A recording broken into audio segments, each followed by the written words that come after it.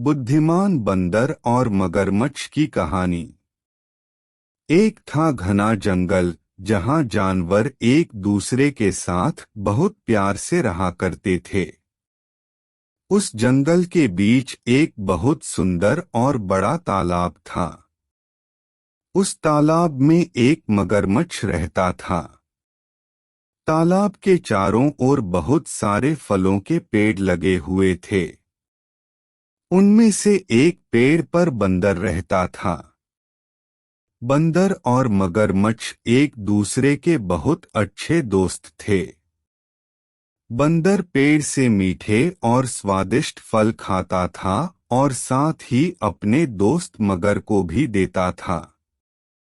बंदर अपने दोस्त मगर का खास ख्याल रखता और मगर भी उसे अपनी पीठ पर बैठाकर पूरे तालाब में घुमाता था।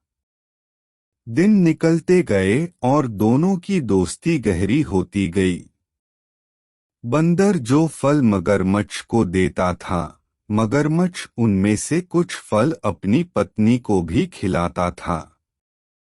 दोनों फलों को बड़े ही चाव से खाते थे। बहुत दिनों के बाद एक बार मगर की पत्नी ने कहा कि बंदर तो हमेशा ही स्वादिष्ट फल खाता रहता है। जरा सोचो उसका कलेजा कितना स्वादिष्ट होगा। वह मगर से जिद करने लगी कि उसे बंदर का कलेजा खाना है। मगर ने उसे समझाने की कोशिश की, लेकिन उसने नहीं माना और वो मगर से रूठ गई। अब मगर को न चाहते हुए भी हाँ बोलना पड़ा। उसने कहा कि वो दूसरे दिन बंदर को अपनी गुफा में लेकर आ जाएगा, तब उसका कलेजा निकालकर खा लेना। इसके बाद मगर की पत्नी मान गई। हर दिन की तरह स्वादिष्ट फलों के साथ बंदर मगर का इंतजार करने लगा। कुछ ही देर में मगर भी आ गया और दोनों ने मिलकर फल खाए। मगरमच्छ बोला कि दोस्त, आज तुम्हारी भाभी तुमसे मिलना चाहती है। चलो, तालाब की दूसरी ओर मेरा घर है, आज वहां चलते हैं। बंदर झट से मान गया और उछलकर मगर की पीठ पर बैठ गया। मगर उसे लेकर अपनी गुफा की ओर बढ़ने लगा। जैसे ही दोनों तालाब के बीच पहुंचे, मगर ने कहा कि मित्र, आज तुम्हारी भाभी की इच्छा है कि वो तुम्हारा कलेजा खाए। ऐसा कहकर उसने पूरी बात बताई।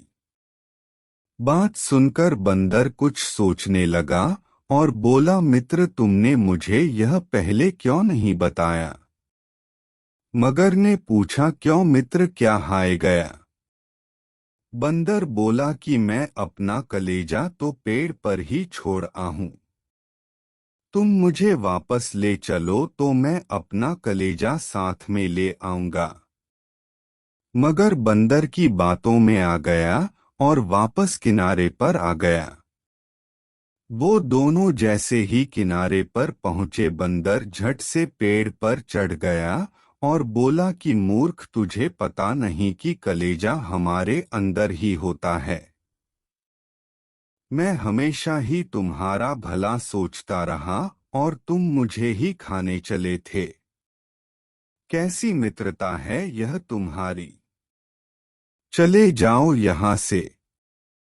मगर अपनी करनी पर बहुत शर्मिंदा हुआ और उसने बंदर से माफी मांगी, लेकिन अब बंदर उसकी बातों में नहीं आने वाला था।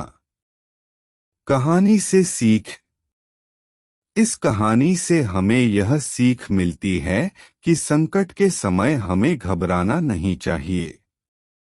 मुसीबत के समय अपनी बुद्धि का उपयोग कर उसे दूर करने का उपाय सोचना चाहिए।